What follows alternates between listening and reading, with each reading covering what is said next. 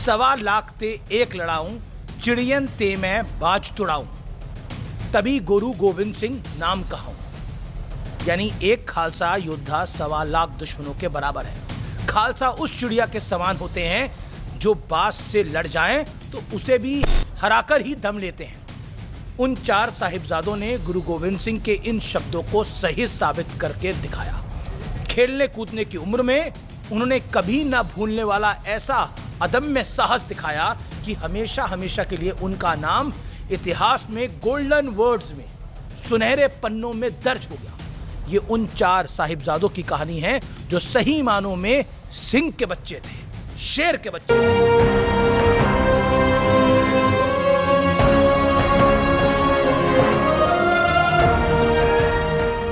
सत श्री अकाल दर्शकों, मैं हूं अमीश देवगन। सत्य और तथ्य में आज बात होगी वीर बाल दिवस की। सिक्की को सनातन की तलवार कहा जाता है। एक ऐसी धारदार तलवार जिसने सनातन की रक्षा के लिए अपनी गर्दन तक उड़वा दी, कटवा दी, सिर निछावर कर दिए, लेकिन सिर नहीं झुकाए और ना ही किसी का झुकने दिया। गुरु तेग बहादुर ने उस दौर में औरंगजेब को चुनौती दी जब वो बड़ी ही बेरहमी से हिंदुओं का जबरन धर्म परिवर्तन करा रहा था। गुरु तेग बहादुर उसके सामने अडिग और अटल होकर डट गए।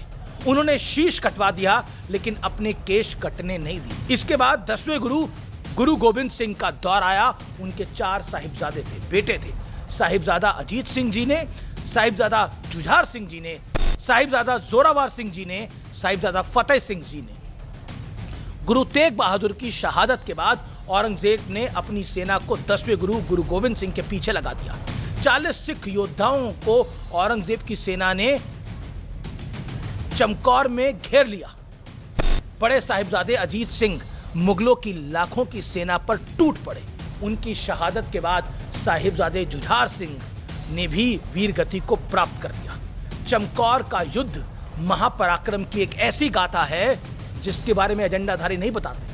जहां 40 सिख योद्धाओं ने औरंगजेब की लाखों सैनिकों वाली सेना को उस दिन सवा लाख ते एक लड़ाऊं का अर्थ समझाया था। मुगल कमांडर वजीर खान गुरु गोविंद सिंह को पकड़ने में कामयाब नहीं हो सका और ये सत्य और तथ्य है, लेकिन एजेंडाधारी आपको ये नहीं बताते। ये वीर गाथा है, ये हिंदुस्तान का पराक्रम था, ये हिंदुस्तानी का पराक्रम था। इसके बाद की कहानी आज की युवा पीढ़ी को जरूर सुननी चाहिए। 9 साल के जोरावर सिंह और 6 साल के फतेह सिंह को धोखे से वजीर खान ने पकड़ लिया। वजीर खान ने सोचा होगा कि बच्चे हैं, इन्हें आसानी से काबू किया जा सकता है। उसने दोनों साहिबजादों को खूब डराया, धमकाया और धर्म बदलने का दबाव डाला, लेकिन दोनों साहिबजादों ने अपने इंकार से यह साबित कर दिया कि वो किसकी संतान है। बौखलाए वजीर खान ने दोनों साहिबजादों को दीवार में जिंदा चुनवा दिया था। दीवार ऊंची होती जा रही थी और दोनों साहिबजादे वाहेगुरु जपते जा रहे थे। वाहेगुरु जी की फतेह। 26 दिसंबर का दिन साहिबजादों की शहादत को नमन करने के लिए वीर बाल दिवस के तौर पर मनाया जाता है। 2022 में प्रधानमंत्री नरेंद्र मोदी ने इसकी एक बड़ी शुरुआत की थी। शुक्रवार को भी दिल्ली के भारत मंडपम में एक खास कार्यक्रम हुआ। प्रधानमंत्री मोदी खुद उस कार्यक्रम में पहुंचे। उन्होंने कहा, वीर साहिबजादों ने मुगलों की मजहबी कट्टरता और आतंक के वजूद हिला दिया था। सुनिए मोदी ने क्या बोला। और आज से पहले किसी कांग्रेस की सरकार ने यह नहीं किया। क्यों नहीं किया, इसका भी कारण आगे आपको बताऊंगा। वो वीर साहबजादे जिन्होंने उम्र और अवस्था की सीमाओं को तोड़ दिया, जो क्रूर मुगल सल्तनत के सामने ऐसे चट्टान की तरह खड़े हुए कि मजहबी कट्टरता और आतंक का वजूद ही हिला गया। तलवार का डर और जिंदा रहने का लालच।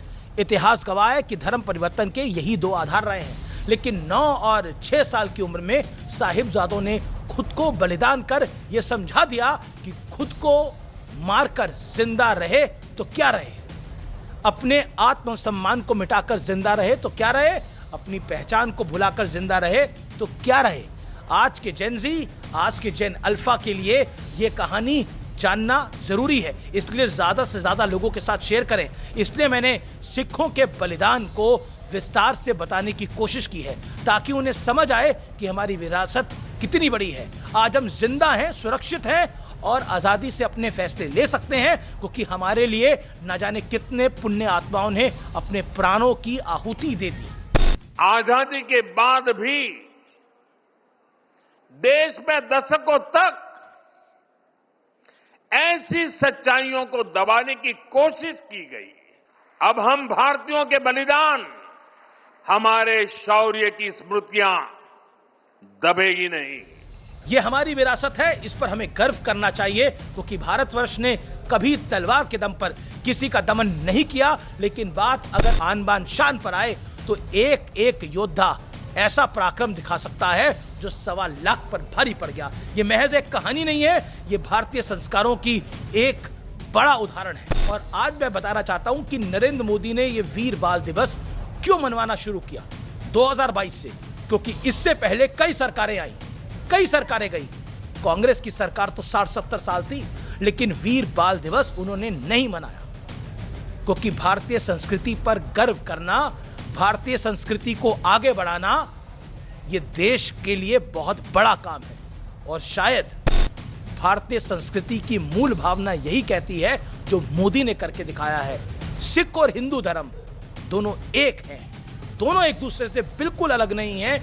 हाँ, ये कहने में कोई गुरेज नहीं है कि सिख ही हिंदुओं का बड़ा भाई है। सिख धर्म हिंदुओं का बड़ा भाई है और हमेशा बड़े भाई के रोल में रहा है। ये सत्य और तथ्य है। फिलहाल इतना ही, नमस्कार।